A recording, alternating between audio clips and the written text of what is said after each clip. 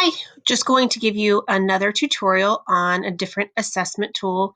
This one might be more for the intermediate students, where the audio and visual assessments might be more for primary students.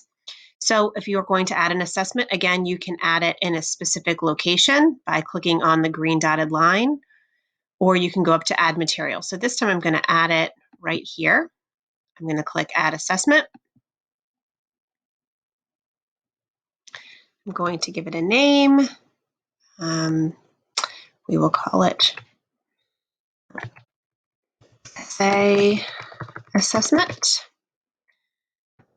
Quickly add all of these things that if you have watched the other tutorials, you know about. This, make sure you always have to enable it for students. Give it a place for it to go in the grade book and a grading scale, and create. And with all assessments, it's going to land on this setup page. And like we've talked about in the other assessment tutorials, you have a whole host of options here. You can choose to do text to speech, but since this is more of an intermediate assessment type, I am not going to select that one here. But again, if you have somebody with an IEP that needs text to speech, or ESOL student that does, you would click yes here and save. And I'm going to go up to my question type, and here is where you have all of your different options. And we're going to select short answer essay.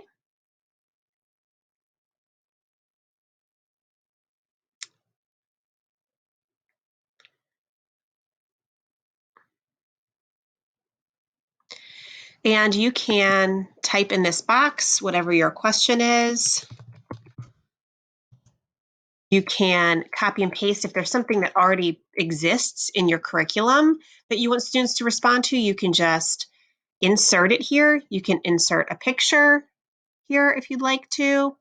If you want to do any of those additional formatting things, we can talk about that individually. This is a more generic, basic tutorial. Here's all of the formatting options for the students. So you have to decide whether or not you want the students to be able to have access to these formatting tools. I can't imagine why you wouldn't, unless you have a student that maybe would get overwhelmed by all of those options. Here you can select the word limit. So you don't want it, you want it to strictly be short answer. Maybe you want to make it 200 or 2000. And you can decide whether you really want that word limit on or off or visible to the students with this option. Here you can link your learning objectives and go in and decide what your Common Core standard is that's linked to this assignment. And if you have a rubric that you've created for this assessment, you would align it right here on this tab. And then you hit save.